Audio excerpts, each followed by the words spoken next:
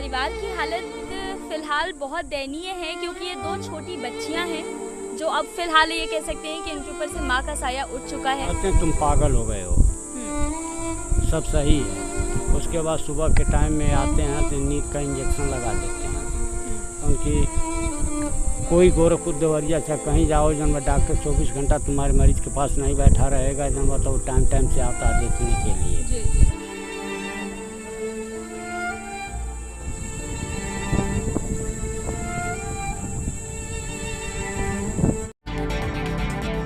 नमस्कार, ग्रामीण न्यूज़ देख रहे हैं आप और मैं आपके साथ प्राची पांडे। दोस्तों, ग्रामीण न्यूज़ आपको अलग अलग गांव में लेकर जाता है और उस गांव की समस्याओं से रूबरू कराता है। लेकिन आज हम आपको एक ऐसे गांव में लेकर के आए हैं जहां एक घटना घटित हुई है। एक ऐसी घटना जिसे सुनकर आप भी चौंक जाएंगे। स्वास्थ्य महकमा से आपका भी विश्वास उठने लगेगा और आप ये सोचने पर मजबूर हो जाएंगे कि क्या आज के वक्त में भी, आज के इस दौर में भी ऐसी घटनाएं होती हैं।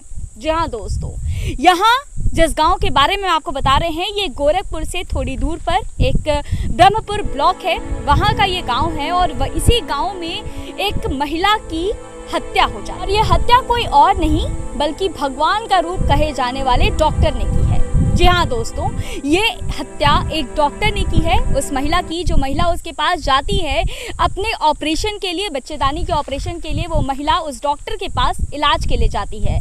लेकिन बाद में ये पता चलता है कि वो झोला छाप डॉक्टर है और वो एक फेक हॉस्पिटल चलवा रहा है। जी हाँ, फेक हॉस्पिटल चला रहा है। बार बार नाम बदल करके वो व्यक्ति हॉस्पिटल चला रहा था और इस गाँव में वो एक डॉक्टर बन करके आया जिसकी जानकारी इस गाँव के लोगों को नहीं थी और इस वजह से वो महिला वहां जाती है अपने बच्चेदानी के ऑपरेशन के लिए। लेकिन उसकी बच्चेदानी के ऑपरेशन के बाद ही 1 हफ्ते के अंदर उसकी मौत हो जाती है। सोचिए कि कितनी खराब स्थिति हो चुकी है और ऐसे में सबसे बड़ा सवाल ये है कि आखिर अब तक इस डॉक्टर के खिलाफ कार्रवाई क्यों नहीं हुई, क्योंकि ये कहा जा रहा है, जब इस बारे में छानबीन हुई तो ये पता चलता है कि इस डॉक्टर ने केवल एक नहीं बल्कि 2 से 3 लोगों की जान ले ली है और ये कहीं ना कहीं ये इशारा करता है कि प्रशासन की कमी रही है।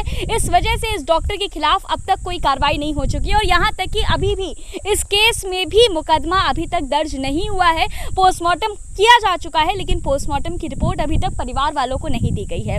तो ये तमाम चीज़ें जो हमने आपको जानकारी दी हैं, ये सब कुछ हम इस परिवार से जानेंगे। इस परिवार के ऊपर बहुत मुश्किल वक्त है। परिवार में 2 बच्चियां हैं, बाकी के परिवार वाले भी काफ़ी दुखी हैं। आइए उन परिवारजनों से मिलते हैं और समझने की कोशिश करते हैं कि आखिर ये पूरा मामला क्या है, पूरी घटना क्या है। ये हमें ये भाई साहब बताएंगे। भैया जी, क्या नाम है आपका? रोजल प्रसाद।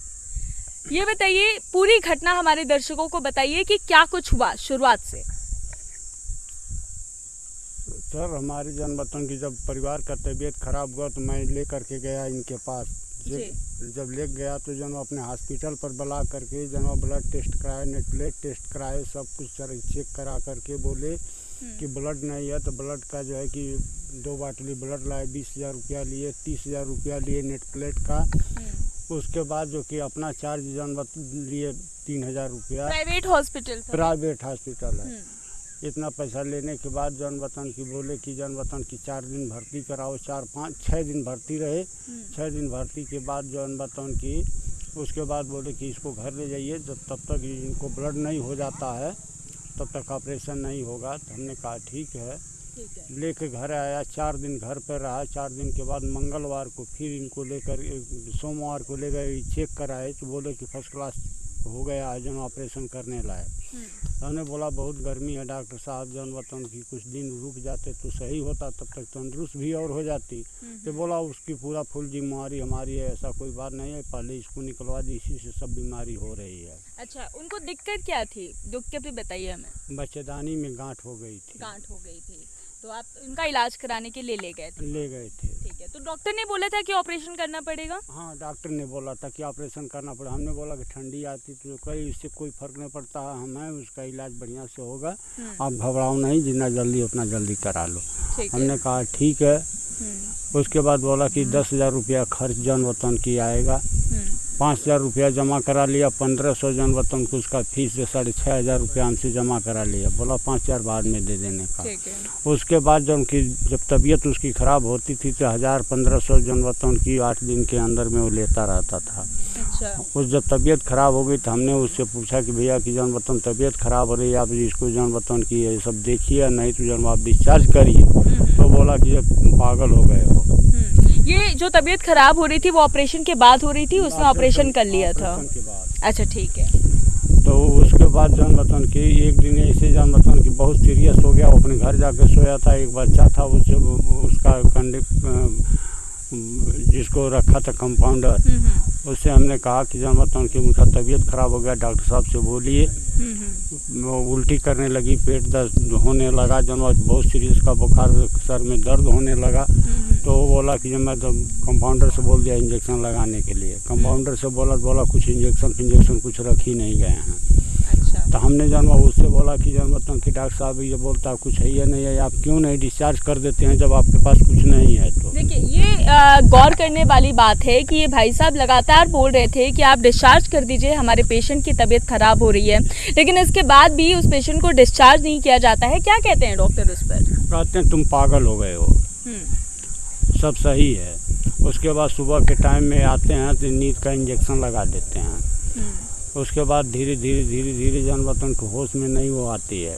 ठीक है। 24 घंटा बीत जाता है। 24 घंटे के बाद जब वो आते हैं तो हम जन वतन को रात में भी फ़ोन किया कि आप आइए देखिए, तो बोलते हैं कि जन वतन की कोई गोरखपुर देवरिया चाहे कहीं जाओ जन डॉक्टर 24 घंटा तुम्हारे मरीज के पास नहीं बैठा रहेगा, जन वतन टाइम से आता है देखने के लिए। जी जी। तो सुबह के टाइम में फिर फ़ोन किया तो आए 8 बजे 8:30 बजे आए। मरीज़ को जब देख लिए तो हमने कहा भैया जन मरीज़ को ले चलो कहीं भर्ती कराओ। तो सबके सामने बोल दिए कि जन वतन के आदमी पागल हो गया है। अच्छा, बार बार आपको पागल करार दे रहे थे? हाँ। उसके बाद बोले कि जन आधा घंटा के बाद बोले कोई गाड़ी लेके आओ। तो हमने बोला कि गाड़ी हम कहाँ से लाएँ, ऑक्सीजन इसको लगाओ, जब सांस जब ऐसे कर रही है तो इसको गाड़ी ले आओ, अपना ऑक्सीजन लगा के ले चलो। तो बोले हमारे पास गाड़ी नहीं है। तो हमारा मरीज़ था, हम नहीं छोड़ेंगे, हम प्राइवेट गाड़ी लेकर आए 1500 में। और उसके बाद जन वतन के लेके जाने लगे तो बोले कि मैं यहाँ से फ़ोन कर देता हूँ, तुम चले जाओ। हमने कहा कि किसके पास फ़ोन कर देगा, हम कहाँ देखा हूँ, हमारा उसी तरह से दिमाग सही नहीं है, तुम साथ में चलो। हम नहीं जाएंगे। जब पब्लिक जुटी, पब्लिक वहाँ पर जन वतन की बोलने लगी कि जन वतन की आपको जाकर उसको एडमिट करा के आना पड़ेगा। तब जा कर के गए थे, एडमिट करा कर के पूरा जितना कागज़ था वो ले जाकर वो हॉस्पिटल दिए कि अपने ही पास रख लिए, कोई हमको कागज़ भी नहीं दिए। अच्छा, आपको कोई कागज़ नहीं? हॉस्पिटल में आप गए थे वहाँ पे? अच्छा, वहाँ पे आपकी पत्नी की हालत में कुछ सुधार हुआ था क्या? कुछ नहीं हुआ। अच्छा, 2 घंटे के बाद एक्सपायर हो गए। 2 घंटे के बाद वो जो है एक्सपायर हो गई। अच्छा, इस दौरान आप जो उस हॉस्पिटल में गए, इस दौरान क्या डॉक्टर भी आपके साथ थे या वो बस अपना काम करके चले गए थे? अच्छा, इसके बाद कैजुअलिटी के बाद क्या कुछ हुआ वो भी हमें बताएं। आप बॉडी लेकर के आए होंगे अपने गांव तक? उसके बाद जो है कि 2 घंटे के बाद वो बोला कि जन वतन की पहले तो जितना उसका चार्ज था 43,000 का चार्ज बना था, 43,000 जमा करा लिया। अच्छा। तो हम पैसा लेकर नहीं गए थे, आए गांव में 2-4 कट्ठा खेत था अपना, जन वतन की बंधक रखे। गांव के जन रईस लोग हैं, उन लोगों से कहा, वो लोग तुरंत जब नाम सुनने की बीमारी ऐसा है तो तुरंत लोग पैसा दिया, खेत हमारा लिया गया, 43,000 जमा किया। जमा करके अब उसके बाद जन वतन जमा करने के जस्ट बाद वो लोग बोले कि भैया आपका मरीज एक्सपायर हो गया। हमने जन वतन की बोला कि अब क्या करेंगे, हम ऊपर बोले को लोग की ले जाओ। हमने फिर जन वतन की गाड़ी घर से गांव से मंगाया। गांव से मंगा करके, पैसे नहीं था उधर से किसी की जनवाई करूं, तो गांव से गाड़ी मंगा करके उस गाड़ी में अपने परिवार को ले आया। 9 बज गया रात, तो नहीं ले गए फूकने के लिए।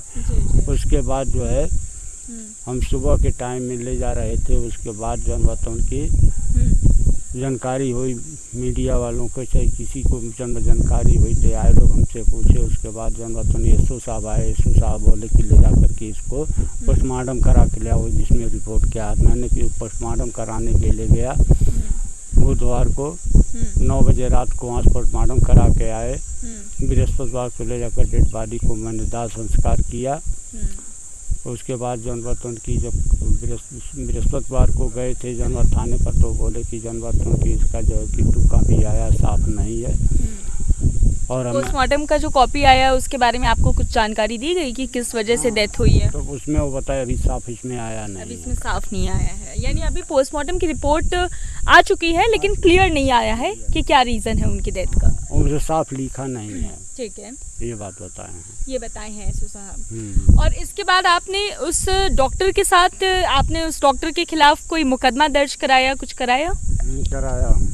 अच्छा, मुकदमे की तहरीर दे दी आपने ना? तहरीर लिखित दिया हूँ केवल। अच्छा, मुकदमा दर्ज हुआ है या नहीं हुआ है? अभी नहीं हुआ। ठीक है, देखिए ये गौर करने वाली बातें हैं जो ये भाई साहब हमें बता रहे हैं। जाहिर सी बात है कि बहुत मुश्किल वक्त है इनके लिए। पत्नी है जिनके साथ ये सारी घटना घटित हुई है, और कितनी शर्म की बात है कि आज 21वीं सदी में हम पहुंच चुके हैं जहां एक तरफ लगातार गांव को बेहतर बनाने, गांव के विकास के ऊपर चर्चाएं की जाती हैं और लगातार सरकार ऐसी योजनाएं भी लेकर आ रही है, लेकिन इसके बावजूद ऐसे हॉस्पिटल्स, ऐसे डॉक्टर्स जो हैं वो हमारे समाज में अभी भी बने हुए हैं जो इस तरह की घटना को अंजाम देते हैं और उसके बाद उन्हें कोई गिल्ट भी नहीं होता। मुझे लगता है उस डॉक्टर ने दोबारा आपसे कभी माफ़ी वगैरह मांगी है? नहीं। हाँ, नहीं मांगी। क्या नाम है बच्चे आपका? मेरा नाम अक्षरा गौतम है। आपकी माता जी थी वो? अच्छा, आप इस पूरे दौरान जो है अपने मामू के यहाँ गई हुई थी, कब वापस आई आप? हम जिस दिन मेरी मम्मा ख़त्म उसके रात में आए थे हम लोग 9 बजे रात में आए थे हाँ। आप। और उसके बाद फिर आप ये बताओ कि आपने क्या कुछ देखा, फिर उसके बाद पुलिस वगैरह आई थी क्या यहाँ पे? हाँ, पुलिस वगैरह सब आई थी। पहले ये अंकल लोग आए थे, फिर उसके बाद इन्होंने फ़ोन किया तब वो लोग आए थे। अच्छा, मतलब पहले ये मीडिया वाले अंकल लोग आए थे। मेरे इस तरफ आप चाहिए तो कैमरा करके दिखा दीजिए। इस तरफ जब मीडिया को खबर होती है उसके बाद पुलिस आती है। अच्छा, पुलिस आने के बाद फिर क्या क्या हुआ बच्चे? वो अंकल फिर उन्होंने कुछ लिखा, फिर उसके बाद मेरी मम्मा को पोस्टमार्टम की रिपोर्ट मिलेगा। आपकी मम्मा को पोस्टमार्टम के लिए ले गए। पोस्टमार्टम की कोई रिपोर्ट वगैरह मिली है आप लोगों को? नहीं आंटी, दीदी नहीं मिली हमें। नहीं मिली है। और हॉस्पिटल से कोई कागजात, कोई रिपोर्ट्स वगैरह जो आपकी माता जी के टेस्ट हुए? ना कोई स्लिप है, ना कोई रिपोर्ट है, और ना ही कोई कागज वगैरह मिले हैं। अब आप खुद सोचिए कि आखिर ऐसा कौन सा हॉस्पिटल होगा और ऐसा कौन सा डॉक्टर होगा जो जांच करता है और उसकी रिपोर्ट नहीं देता है, जो दवाइयाँ लिखता है और उसकी स्लिप नहीं मिलती है, कोई रसीद भी नहीं है जितने पैसे आप लोगों से लिए गए? नहीं, कोई भी रसीदी वगैरह नहीं है। तो आप खुद समझ सकते हैं कि किस प्रकार का हॉस्पिटल है और किस प्रकार के डॉक्टर जो हैं इसमें कार्यरत हैं। इस हॉस्पिटल के लाइसेंस के बारे में भी किसी को कोई जानकारी नहीं है। आसपास के लोगों से जब हमने बात की तो ये पता चल रहा है कि उस हॉस्पिटल के 2 से 3 बार नाम भी बदले जा चुके हैं और लगभग 2 से 3 लोगों की मौत भी हो चुकी है उस हॉस्पिटल में उस डॉक्टर के द्वारा, ऐसा लोगों का कहना है। और अगर ये बात सच है, इस बारे में जाँच होनी चाहिए और जाहिर सी बात है अगर ये बात सच है तो इसके खिलाफ सख्त से सख्त कार्रवाई की जानी चाहिए। लेकिन उससे पहले मैं जानना चाहती हूँ कि पुलिस का क्या रवैया रहा है बच्चे? हमें कुछ नहीं पता दीदी। पुलिस, आप बताओ बच्चे, कैसे जब पुलिस आई तो उसने आप लोग के सपोर्ट में कुछ किया? हाँ, वो सब जो मतलब उन लोग ने फ़ोटो वगैरह खींची, और फिर पुलिस वाले अंकल जो थे वो कुछ लेके आए, उसमें बॉडी पैक किया और फिर वो सीधा चील घर पे भेज दिया। अच्छा, ठीक है जी। और उसके बाद कुछ एप्लीकेशन वगैरह भी आपसे लिखवाया था? हाँ, तो वो एप्लीकेशन वगैरह लिखवाया, और इसके बाद मुझे इसके नहीं बाद पता। आपको नहीं पता है? जी नहीं। तो बच्चियों को जानकारी थोड़ी कम है, लेकिन जैसा अभी तक समझ में आ रहा है उसके अकॉर्डिंग यही है कि पोस्टमार्टम के लिए बॉडी भेज दी जा चुकी है। अभी तक पोस्टमार्टम, मेरी भी फ़ोटो ले गए हैं। अच्छा, मेरी और मेरे डैड की और छोटी सिस्टर की। अच्छा, आपकी छोटी सी, हाँ, आपके यहाँ पे वो डॉक्टर भी आए थे क्या? हाँ, कल शाम को 5 बजे आए थे वो लोग। अच्छा, क्या करने आए थे? वो कहने आए थे कि मेरे डैडी कहाँ है, तो बड़ी मम्मा कह रही है कि नहीं है, वो बाजार गए हैं। तो हम लोगों ने कहा, हमने पूछा है आप लोग कौन है, तो कह रहे हैं कि आपसे क्या मतलब। फिर हमने कहा फिर क्या कहा उन्होंने? बोलो, डरो मत, डरो मत, डरो मत, डरो मत। पैसे के लिए बोल रहे थे और सॉरी बोलने के लिए बोल रहे थे। क्या? पैसे के लिए बोल रहे थे और सॉरी के लिए बोल रहे थे। कह रहे थे कि अभी केस तो दर्ज भी नहीं हुआ, तुरंत बोलने लगे कि सुलह कर लीजिए, सुलह कर लीजिए जी। कह रहे थे। नहीं, रो नहीं बच्चे, रो नहीं। देखिए, इस परिवार की हालत फिलहाल बहुत दयनीय है क्योंकि ये 2 छोटी बच्चियां हैं जो अब फिलहाल ये कह सकते हैं कि इनके ऊपर से माँ का साया उठ चुका है। और जाहिर सी बात है कि बहुत मुश्किल वक्त है ये इनके लिए, लेकिन ऐसे वक्त में भी वो डॉक्टर यहाँ पर आता है और ये कहता है कि आप सुलह कर लीजिए। ये कितने शर्म की बात है। आपने सुना था उससे ये सारी बातें, उसने आपके सामने बोली थी ये सारी बातें? हाँ। अच्छा ठीक है, चलिए। तो देखिए, बच्चियां भावुक हैं इस समय, परिवार की हालत बेहद नाजुक है, लोग परेशान हैं और अभी फिलहाल इस बारे में लगातार चर्चाएं चल रही हैं कि आखिर क्या कुछ होगा इस घटना को लेकर। लेकिन इस घटना को लेकर के जो सबसे बड़ा सवाल ये है कि आखिर ऐसे वक्त में जब सरकारें लगातार गांव के विकास पर काम कर रही हैं, गांव की स्वास्थ्य व्यवस्था पर काम कर रही हैं, तो ऐसे में ये गांव अछूता कैसे रह गया? आखिर कैसे इस गांव में ऐसे हॉस्पिटल्स अभी भी हैं जो लोगों की जान ले लेते हैं और जान लेने के बाद ये कहते हैं कि आप सुलह कर लीजिए। इस मामले की जांच अभी चल रही है, पोस्टमार्टम की रिपोर्ट अभी आएगी। आगे की और भी अपडेट्स हम आपको देते रहेंगे। बने रहिए ग्रामीण न्यूज़ के साथ, देखते रहिए ग्रामीण न्यूज़।